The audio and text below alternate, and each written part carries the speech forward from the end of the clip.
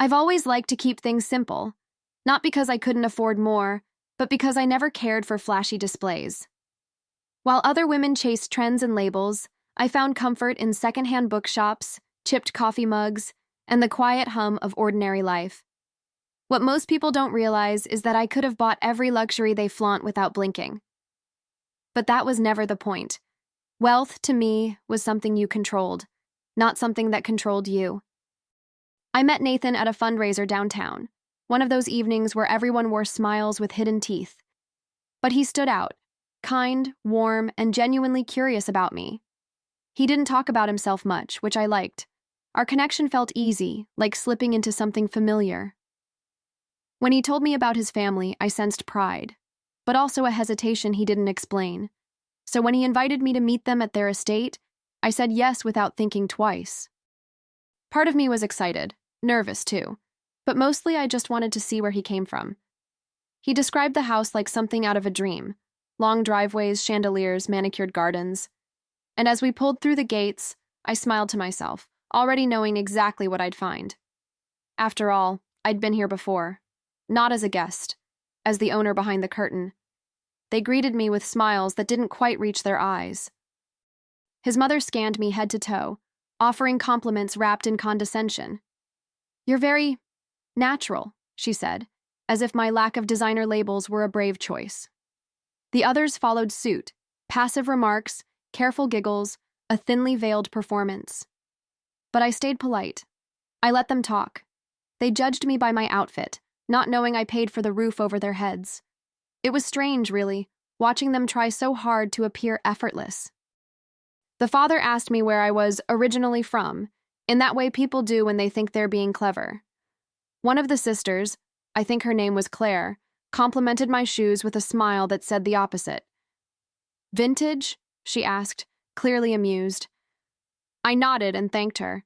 No need to explain they were custom-made Italian leather. I don't give away everything for free.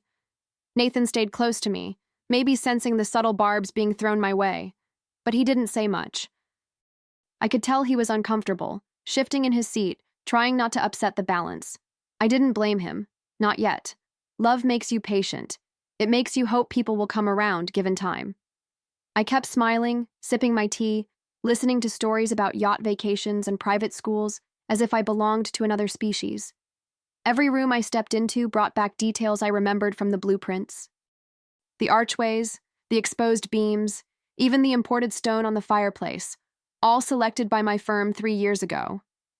This house wasn't just a random investment. I'd bought it, renovated it, and put it under one of my companies as a long-term lease. The fact that Nathan's parents ended up here? Pure coincidence. I never thought I'd be walking through it like this. They treated me like an outsider, blissfully unaware of just how inside I truly was. It was almost funny, the way they tried to impress me with things I technically owned, but I didn't let it show. I kept my voice soft, my eyes warm, and let them talk themselves into superiority. There's a kind of power in letting people underestimate you. It reveals who they are when they think you're no one. As the afternoon wore on, I could feel the subtle weight of every glance, every whisper exchanged when they thought I wasn't looking. They were measuring me, slotting me into the box they'd already built, the modest girl who wasn't one of them. And that was fine. Let them build the box. I'd outgrown it before they even knew it existed. I wasn't here to impress anyone. I was here because I loved Nathan, or at least I thought I did. At one point, his mother gave me a house tour, unprompted. She swept through the halls with a tone of practiced pride, pointing out crystal fixtures and custom cabinetry like she'd hand-carved them herself. I nodded along, biting the inside of my cheek to stay composed. She didn't know I'd signed off on those light fixtures.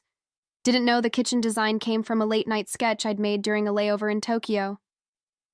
I let her talk. That was the choice. By the time we returned to the sitting room, I had memorized more than just the floor plan. I'd memorized the way they spoke to me, the way Nathan didn't stop them, the way they all seemed to confuse wealth with worth. But what struck me most wasn't their arrogance. It was how fragile it all felt. Everything they clung to, everything they believed made them superior. It could all vanish with one signature. I sat on their velvet couch, listening to them plan a gala like they were royalty. And I realized something.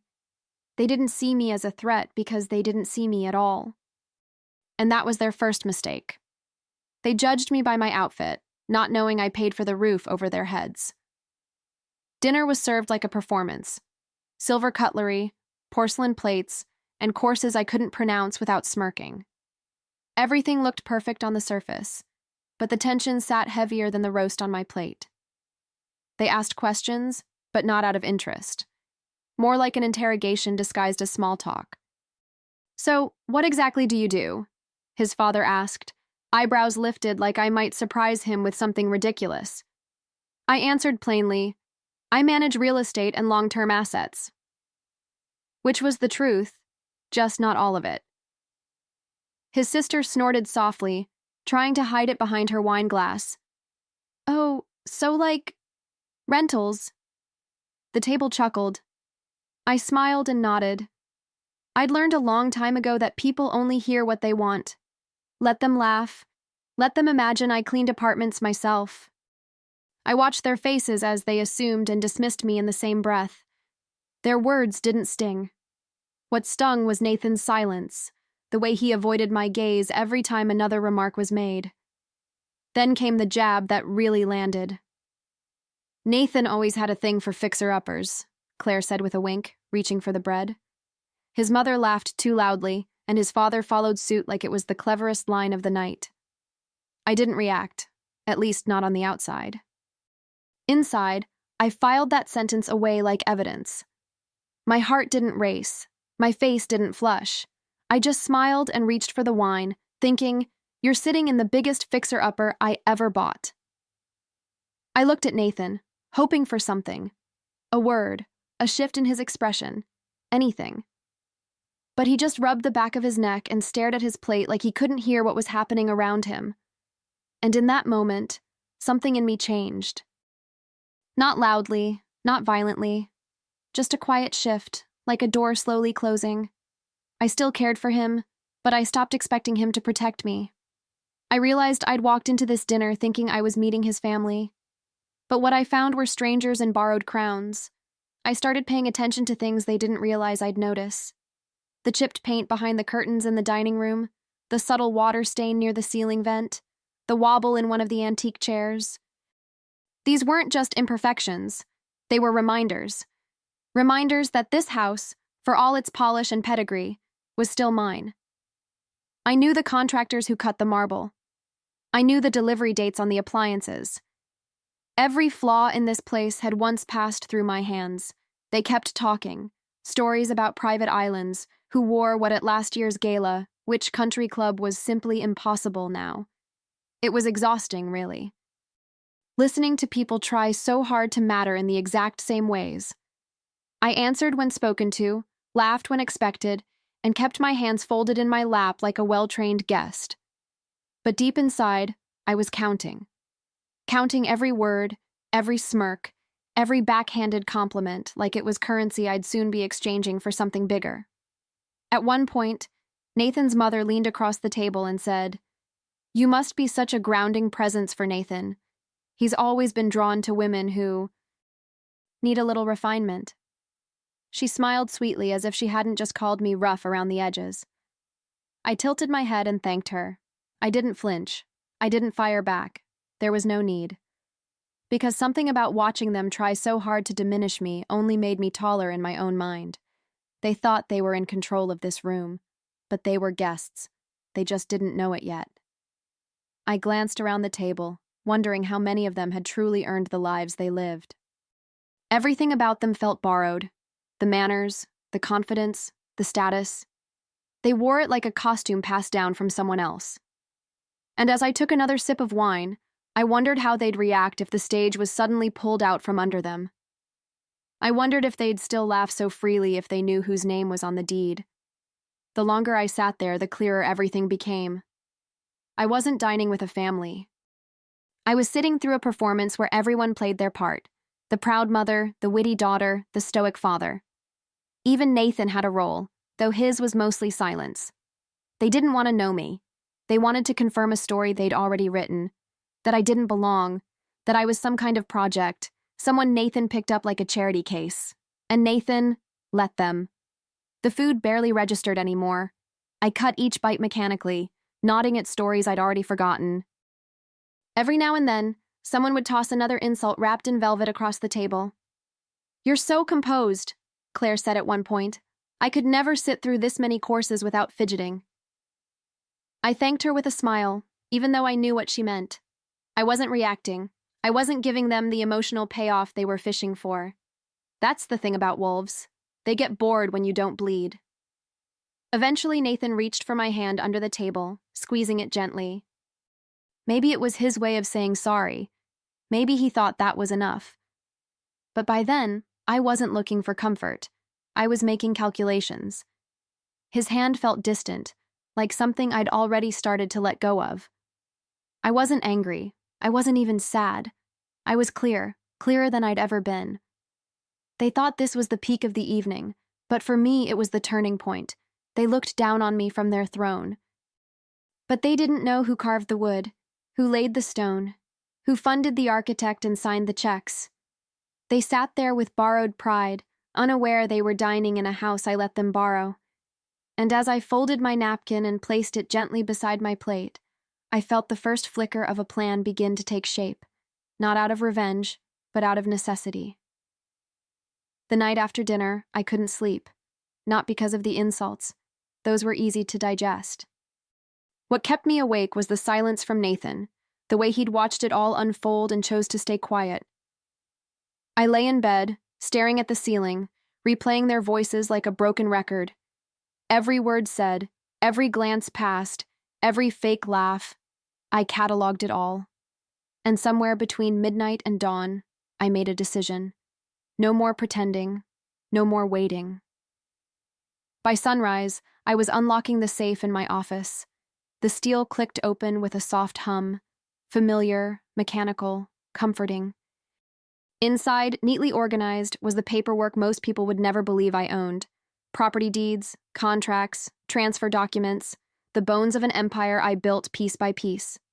I pulled out one folder, thick with legal weight. At the top, the estate's address, printed in bold. Their house, my property. I remembered the acquisition clearly. 3 years ago, it came across my desk as a distressed asset in a high-end neighborhood. A good investment, potential for appreciation, excellent location. I never visited during renovations.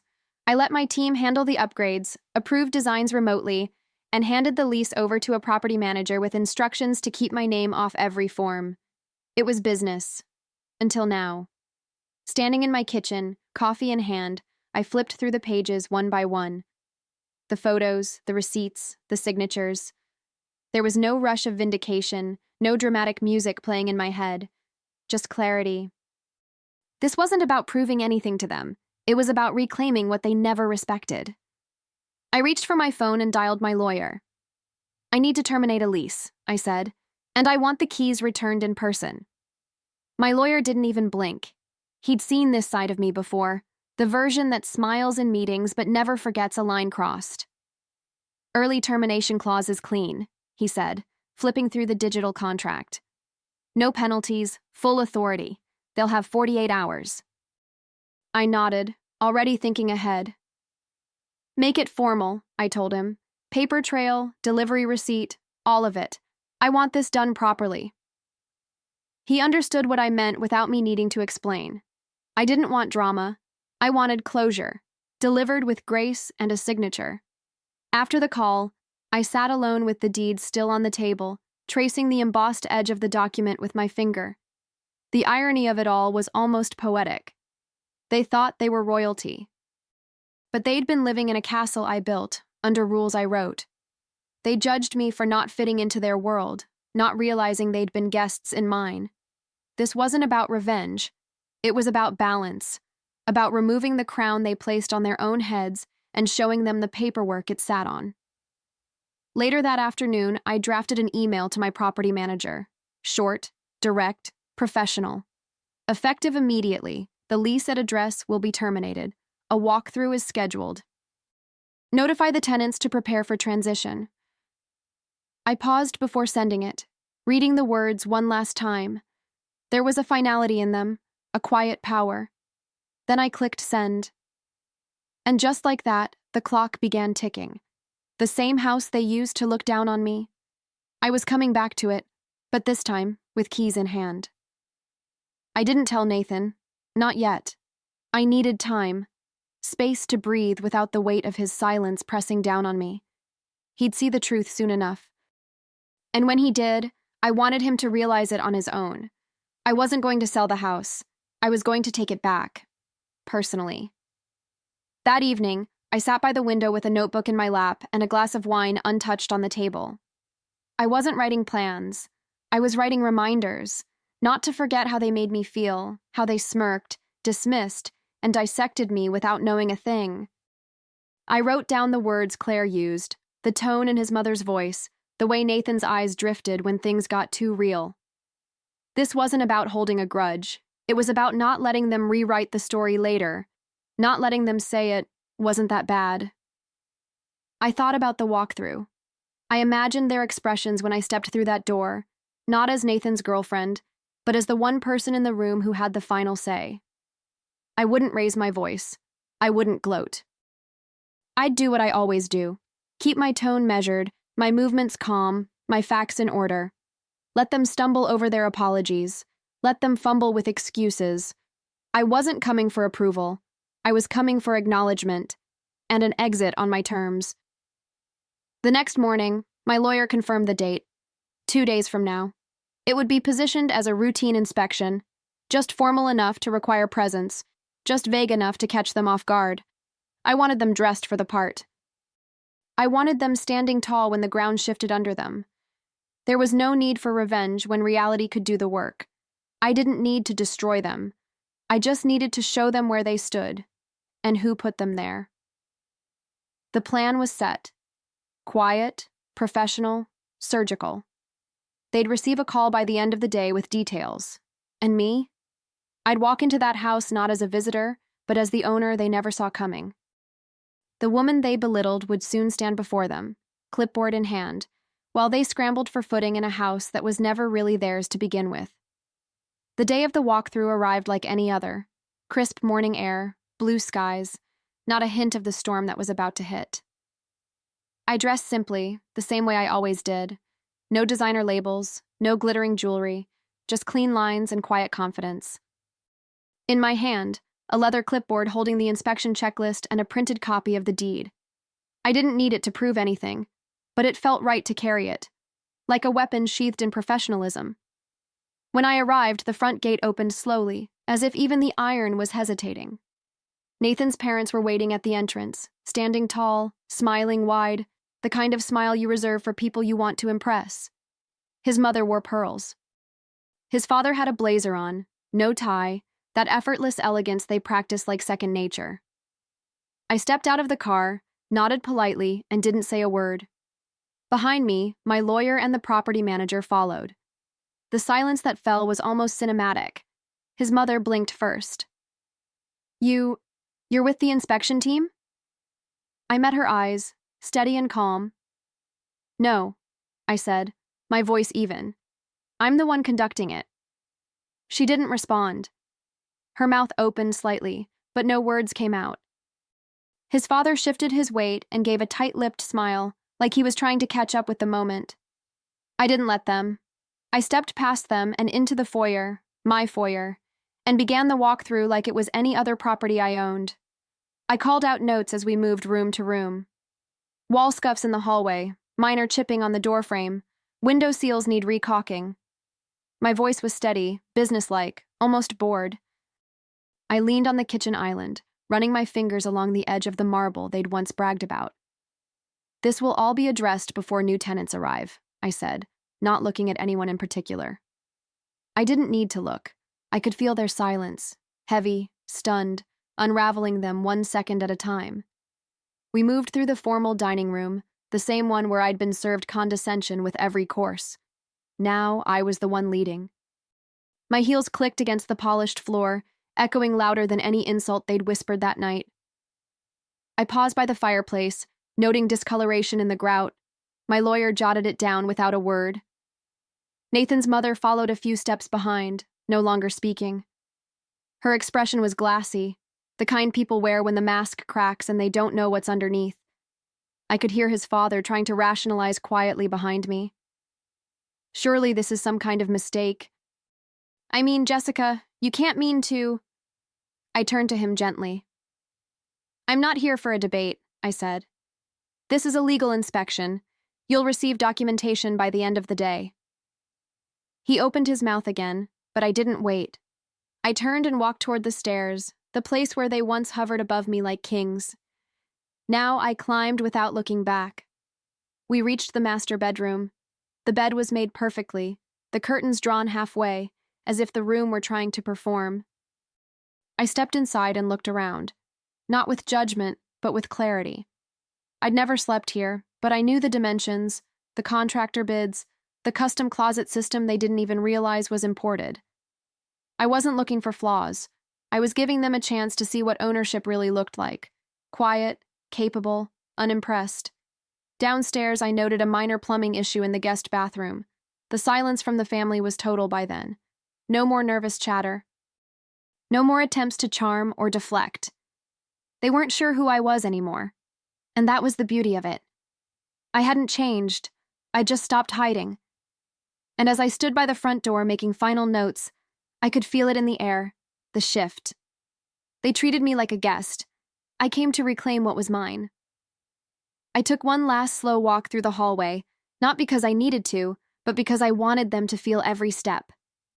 The same floor they once thought elevated them now echoed with something else. Consequence.